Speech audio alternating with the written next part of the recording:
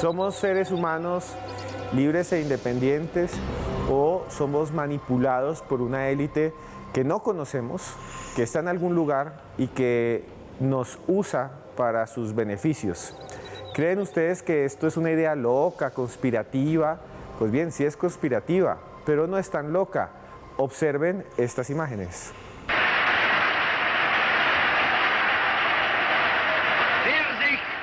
Als Träger seines besten Blutes fühlen und dieses wissend zur Führung der Nation erhoben hat und entschlossen ist, diese Führung zu behalten, wahrzunehmen und nicht mehr abzugeben. Müssen wir Selbstmusterung halten und abstoßen, was sich als schlecht erwiesen hat und deshalb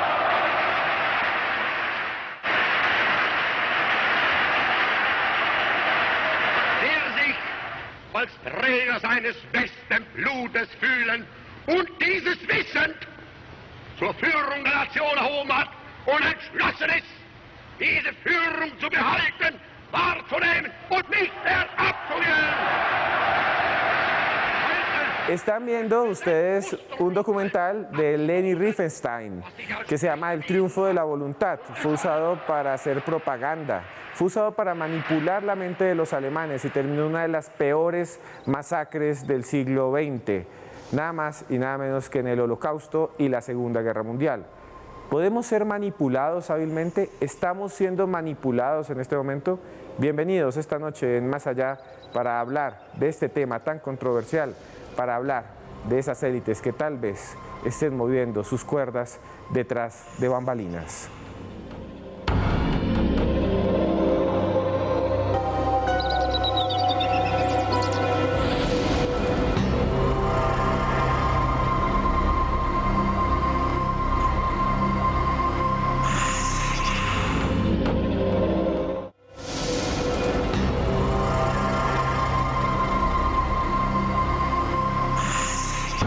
Juan Jesús Vallejo, Alejandro Bernal,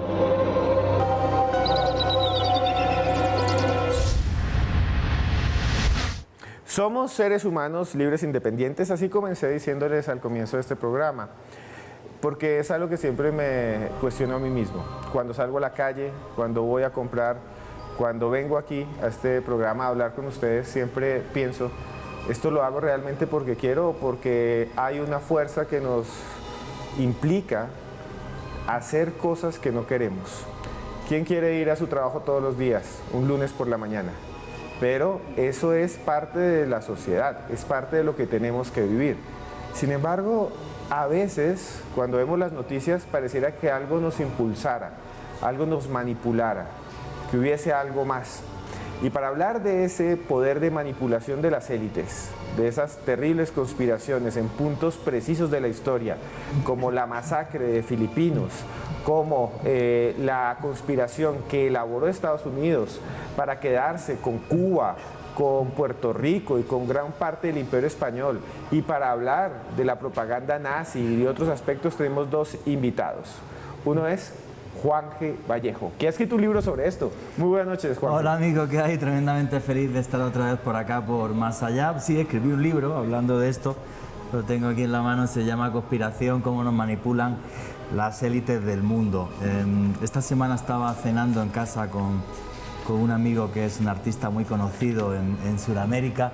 Me decía, Juan, que no vuelvas a publicar libros de estos que te metes en un problema. Y dije, mira, te voy a hacer caso, porque al final uno dice que es de extrema derecha, otro que es de extrema izquierda, y al final son los extremos, ¿no? Los que en este punto se unen y quieren ver sombras por absolutamente todos lados. Pero como tú decías en la introducción, no estamos hablando de un tema conspiranoico estúpido como que la reina de Inglaterra es un reptiliano ni cosas así. Todo lo que vamos a decir tiene nombres, apellidos, fechas, los hechos son los que son y vamos a hacer un ejercicio de periodismo. Que le moleste a alguien de extrema izquierda o a alguien de extrema derecha no es cosa nuestra. Los hechos son los que son, como que el señor Adolf Hitler mandó matar 6,5 millones de judíos. Es un hecho. al que le guste bien y al que no también. Y el que lo niegue en parte tiene un problema. Bueno, el que lo niegue en Europa es un delito, el negacionismo en Europa es un delito. Aquí, por ejemplo, no, ¿vale? Alguna vez tuve una charla sobre esto que decía, no, es que eso está en contra de la libertad de expresión, lo que sucede en Europa. Desde mi punto de vista, no. Insultar a las personas que son parientes de 6,5 millones de asesinados, para mí es un delito contra el honor. El negacionismo es un delito contra el honor de los parientes de 6,5 millones de asesinados. Yo lo veo así, quizás por mi mentalidad europea, pero efectivamente la libertad de expresión, como cualquier libertad, debe de tener un límite. Yo no puedo decir aquí algo de tu madre o cualquier cosa porque tu madre no tiene nada que ver en esa conversación, ¿me entiendes? O sea, todas las libertades tienen límites. En Europa el negacionismo es un delito en la Comunidad Económica Europea, aquí en Colombia no lo es, cosa que me apena. Bueno, y también nos acompaña otro amigo de esta casa, felices de que vuelva acá, espero volverlo a tener aquí porque usted realmente lo pide, el público. Wow. Alejandro Bernal, muy buenas noches. Buenas noches, Esteban, un saludo para usted, para todos los televidentes de Más Allá, feliz de regresar a este espacio y en esta oportunidad para tratar de vislumbrar el lado B de la historia oficial, hechos, sucesos, pantomimas, hechos prefabricados por potencias para justificar intervenciones militares, algunos otros guerras. Va a ser literalmente un programa apasionante para abordar ese tipo de temáticas, Esteban. Bueno, pues comencemos ya. Vean esta primera nota que preparó para introducirnos en el tema Joana Arenas.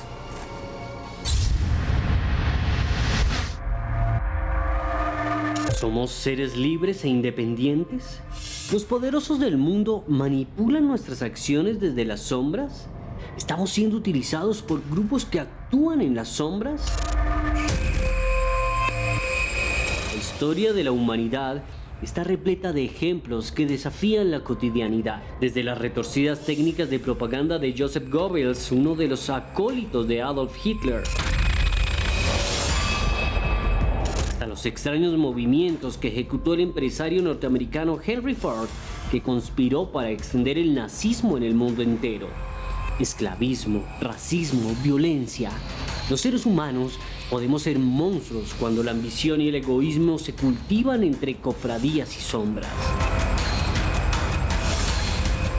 Conspiraciones que han salido a la luz mediante trabajos de investigación como los de Gary Stephen Webb, ganador del premio Pulitzer, que publicó libros como La Alianza Oscura, en la que revela la forma en que la CIA y otras agencias manipulan a su propio pueblo.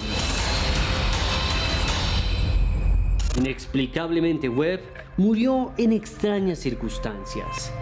Acompáñenos esta noche a explorar los oscuros laberintos de la manipulación y la conspiración, solo aquí, en Más Allá.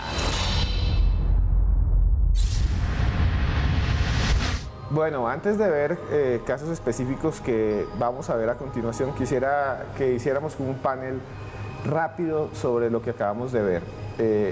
A través de la historia, Juanje, y tú lo dices muy bien en tu libro, los poderosos han utilizado cantidad de herramientas para manipular. Mira, la más importante es la frase con la que abro el libro: de vez en cuando di la verdad para que te crean cuando mientes. El mentiroso no siempre miente, ¿vale? Se le pilla muy fácil. Tienes que decir muchas verdades y meter la mentira que te interesa, ¿vale? El tema es que, mira, en la pieza que acaba de ver la gente ha salido un periodista norteamericano, Gary Webb, que fue premio Pulitzer, no era cualquier periodista, ¿vale? Este señor fue el que levantó un gran escándalo, que es cómo la CIA utilizó cocaína y drogas que salían de Colombia para los fines e intereses políticos norteamericanos, en concreto financiar la contra en Nicaragua. Cuando decía en el vídeo que murió en extrañas circunstancias, yo, Gary Webb, es el único caso en el mundo que conozco que se suicidó de 2 tiros en la cabeza, no uno. Se suicidó con 2 tiros en la cabeza, es ridículo, ¿vale? A Gary Webb, desde mi punto de vista, lo mataron.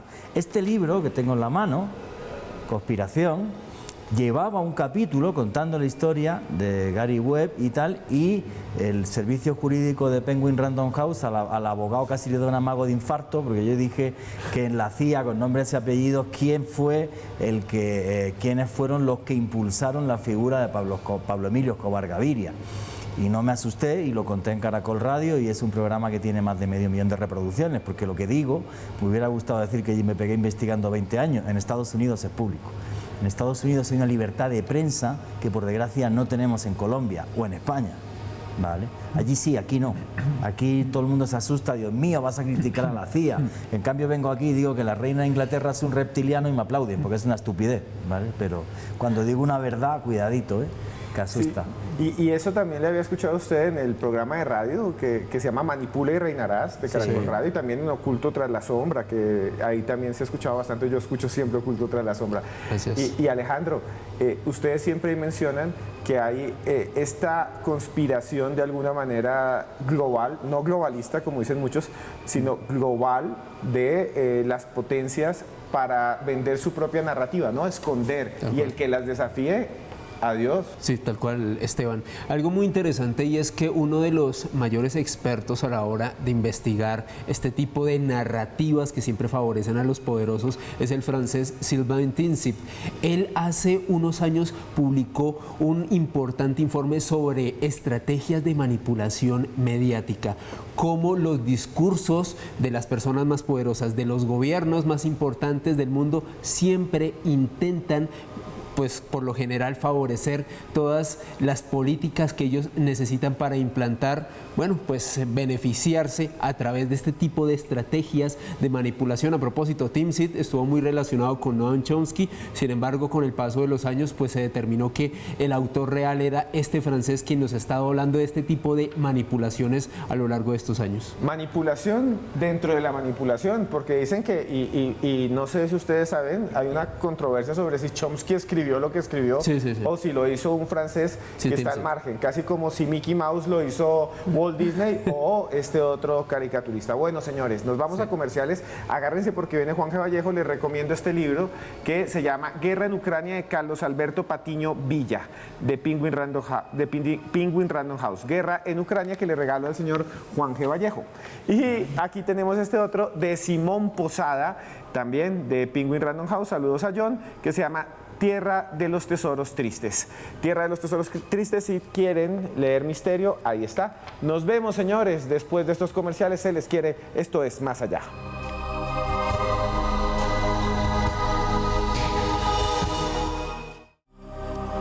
Continuamos en Más Allá en esta noche en la que hablamos de las conspiraciones y de cómo los poderosos nos controlan.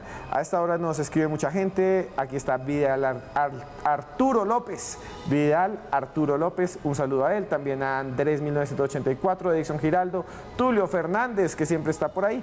Si a ustedes les gusta este programa y está en YouTube, dele like y vaya enseguida a mi canal que se llama Los Audios de Cruz Escribiente.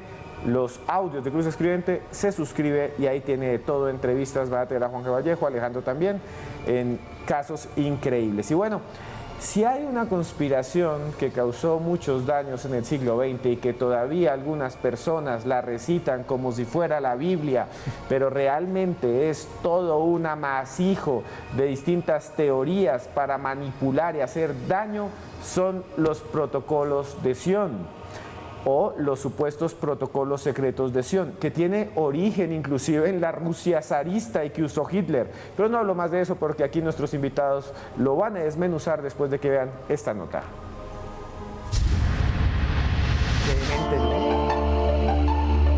Si existe un ejemplo de manipulación a nivel global, es la conspiración de los protocolos de Sion, una publicación antisemita y ampliamente distribuida para diseminar el odio a los judíos.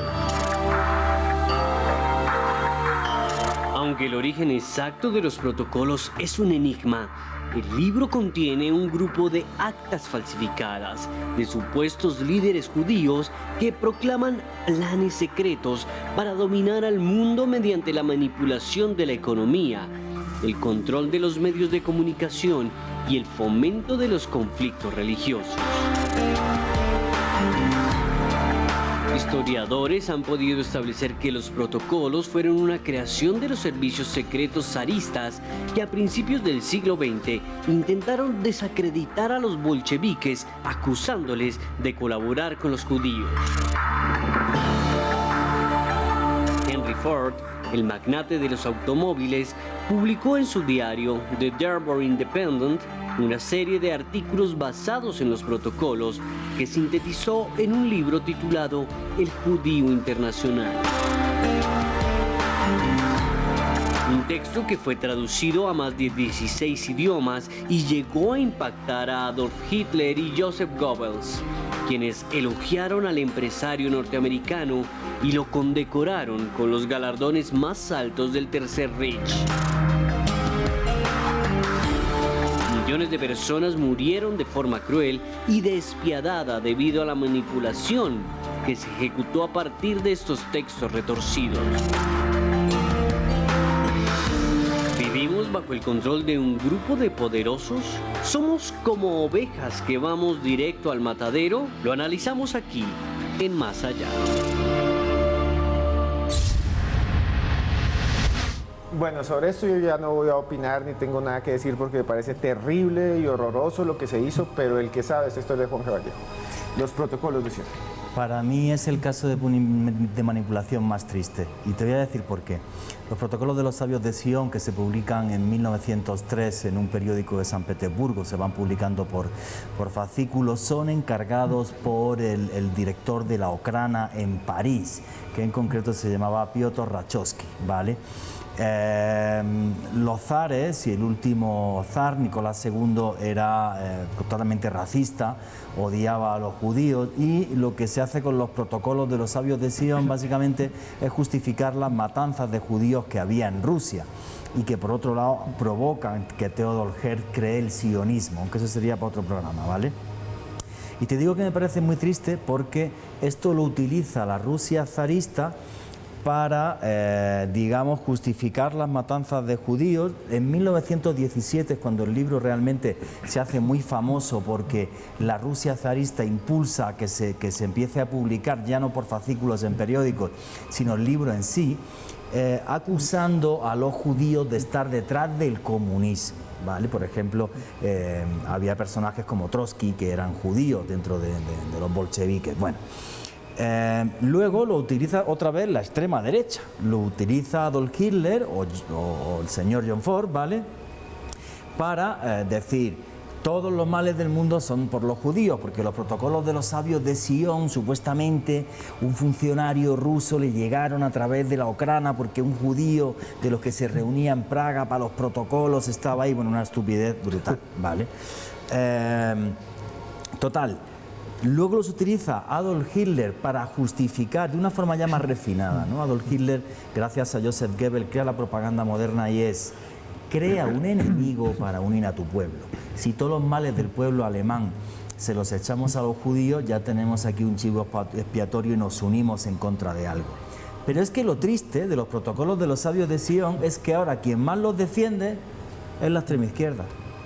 Es la extrema izquierda mundial la que más justifica que los protocolos son reales por el tema de Israel y Palestina, conflicto que simplifican de esto era una tierra que era Palestina, llegaron los israelíes que son los dueños de la banca mundial y que representan el capitalismo y atacaron a los palestinos y no sé qué, lo cual es completamente falso si nos ponemos a analizarlo un día.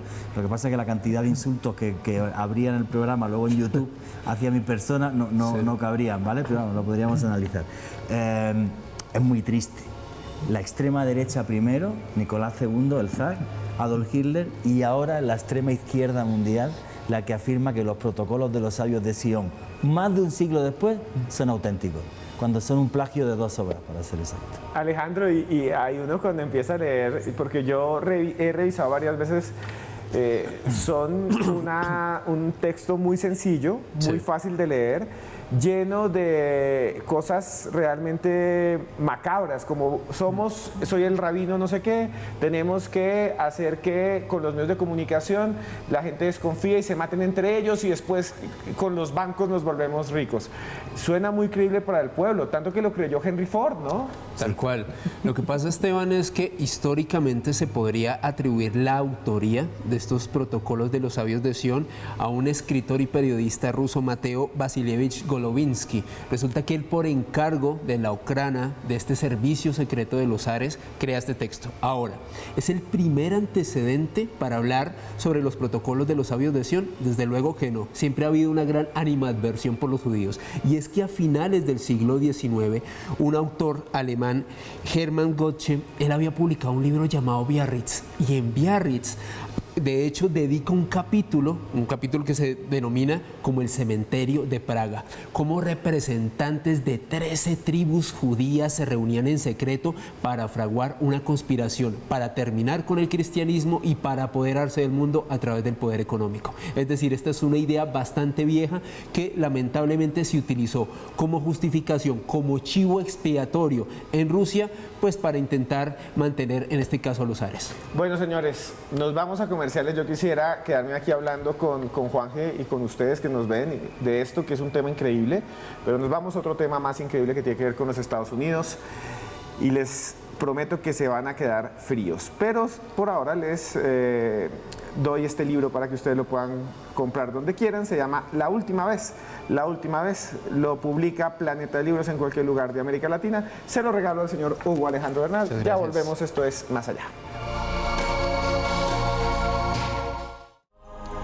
Continuamos en Más Allá. Un saludo grandísimo a la gente de Puerto Rico, a los cubanos de Miami que nos escriben, a la gran cantidad de personas de México. Tenemos muchos mexicanos aquí, los queremos mucho. Si usted vive en Culiacán, Sinaloa, por favor comuníquese conmigo con mi Twitter, @cruzescribiente, que tengo muchas ganas de ir y de hablar con ustedes. Entonces los de Culiacán, ojo, y saludo grande a todos los de la República Mexicana, desde el DF hasta Chiapas y desde el Río Bravo arriba, desde Guerrero hasta abajo en Cancún. Les quiero decir algo que es sorprendente y es lo siguiente. Hubo una guerra que muchos han tratado de olvidar y que en América Latina casi no nos cuentan. No sé por qué no nos lo quieren contar. Vaya a saber ustedes, políticos, por qué no nos cuentan de esta guerra que hubo entre Estados Unidos y España. Una guerra que cambió nuestra geografía. Tal vez porque estamos más cerca a Estados Unidos ahora que a España. Tal vez por eso no nos la enseñan. Vean ustedes esta nota que se preparó y ahora Juan Vallejo y Alejandro Bernal nos van a contar cosas conspirativas y sorprendentes.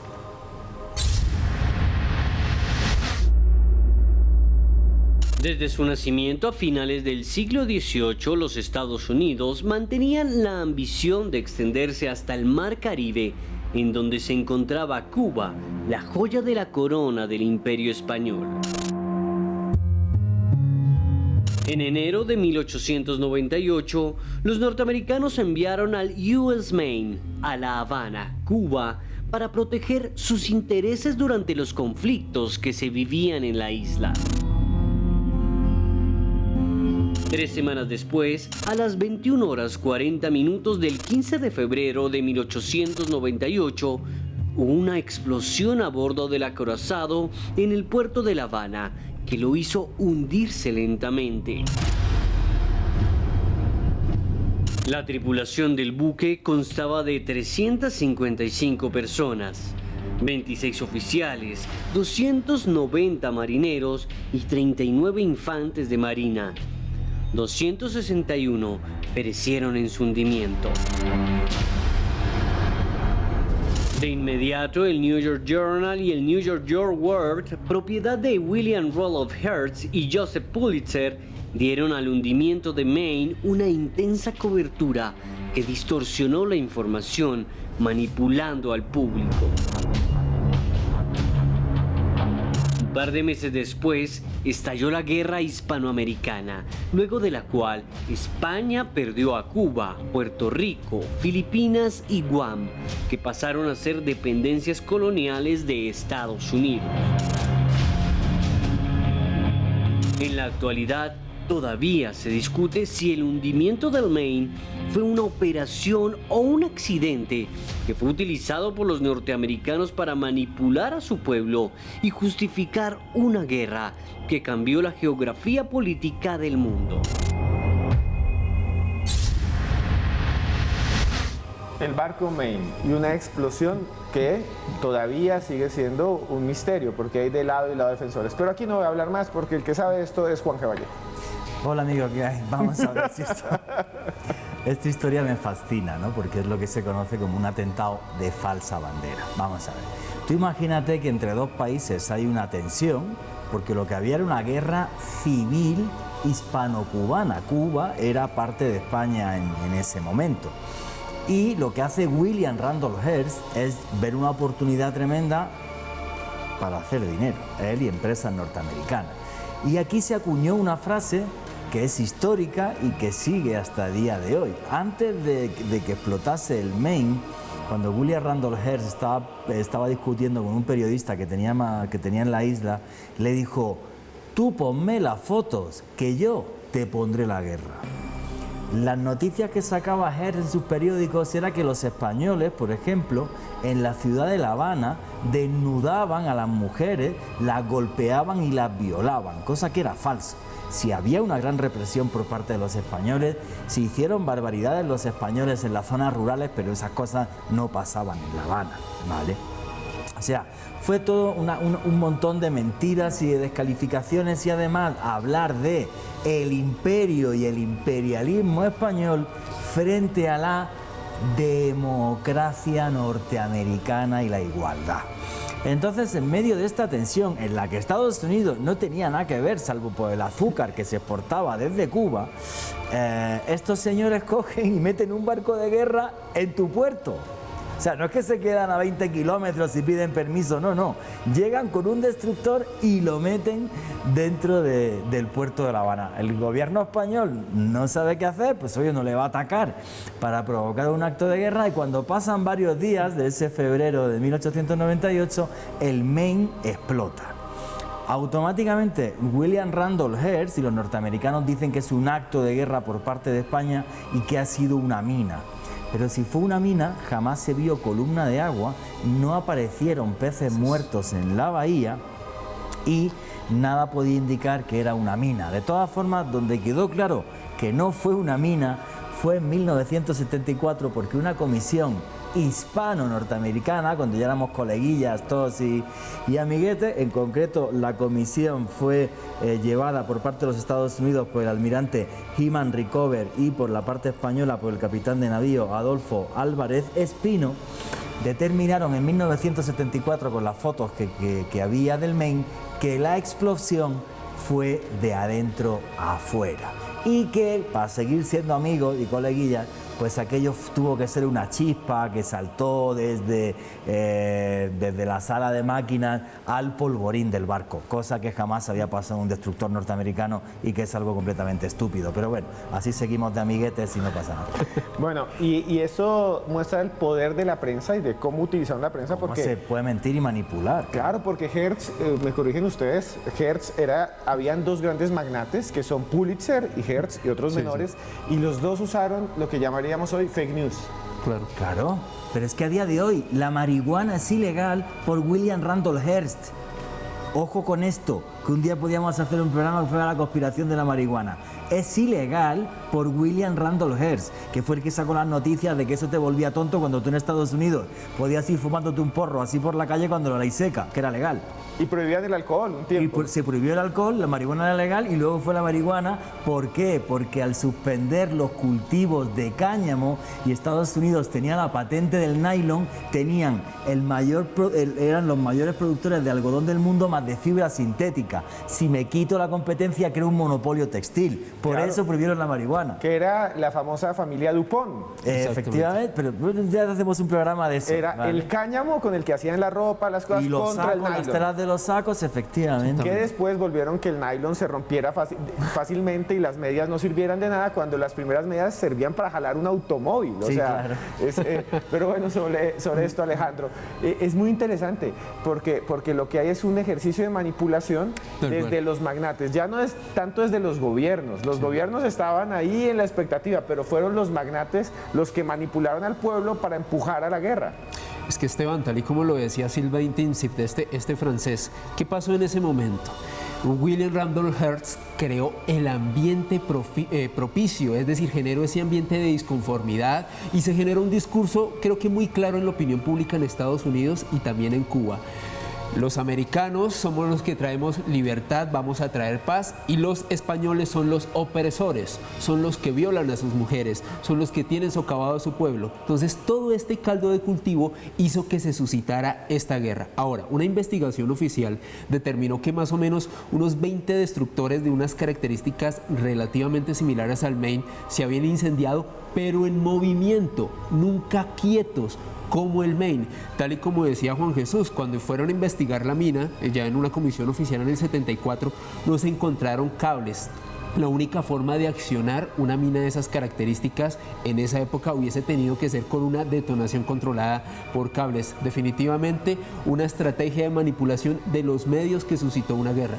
Bueno, señores, ya volvemos con Juanje, que tiene mucho que contarnos. Ahí está que habla, pero nos tenemos que ir a comerciales. Le recomendamos este libro que es brutal, de David, no sé cómo mencionar el apellido porque es realmente raro, que se llama Obscuridad. ¿Cómo se pronuncia? Lagerkrantz. Gracias.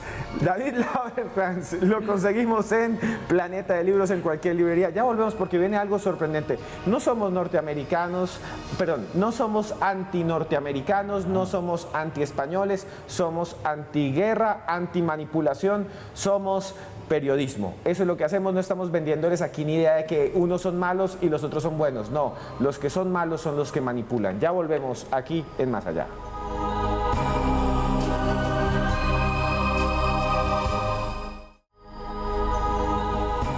Continuamos en Más Allá en esta noche en la que hablamos de la conspiración de los poderosos, de cómo nos manipulan para seguir reinando. Y a todos ustedes un saludo grandísimo. Les recomiendo, si les gustan estos temas de conspiración, dos cosas. Uno, el libro de conspiración de Juan G. Vallejo. Dos, un podcast que encuentran en YouTube que se llama Oculto tras la sombra. Ahí encuentran de todo. Vayan allá, si quieren, si están en YouTube, pásense allá, suscríbanse y encuentran de todo. Ahora, vamos a hablar de algo que pasó en Filipinas y que la historia nos ha escondido. Pero vuelvo a decir, yo quiero a la gente de Estados Unidos, amo Estados Unidos. Amo a la buena gente de ese país, como hablo también de la buena gente de Venezuela, de Rusia. A la mala gente de todos esos países la detesto. Y sobre todo detesto a los que quieren manipular, a los que quieren hacer daño.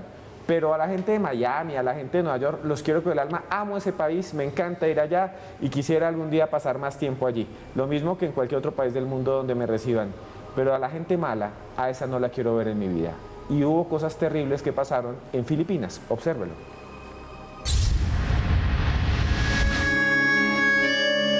A lo largo de la historia, los seres humanos han cometido incontables genocidios contra sus semejantes, como lo sucedido en Filipinas.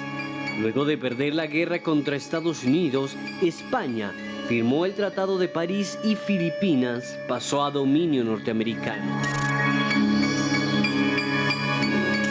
Estadounidenses, los filipinos eran incapaces de autogobernarse y tenían que ser educados y cristianizados, por lo que se desató una feroz guerra contra grupos nacionalistas. Una confrontación que causó la muerte de 4.324 soldados estadounidenses y de 16.000 soldados filipinos. El número de civiles muertos por acciones, por el hambre y la enfermedad se estima que es superior al 1.000.000. En noviembre de 1901, el corresponsal en Manila de Philadelphia Ledger escribió: "Nuestros hombres han sido implacables, han matado para exterminar a hombres, mujeres, niños, prisioneros y cautivos, insurgentes activos y sospechosos, desde muchachos de 10 años en adelante, prevaleciendo la idea de que el filipino como tal era poco mejor que un perro". Sin embargo, como muchas de las acciones más violentas de la historia, la propaganda mediática logró borrar el recuerdo del genocidio en Filipinas, dejando solamente las sombras de los horribles sucesos que ocurrieron en aquel lugar del mundo durante décadas.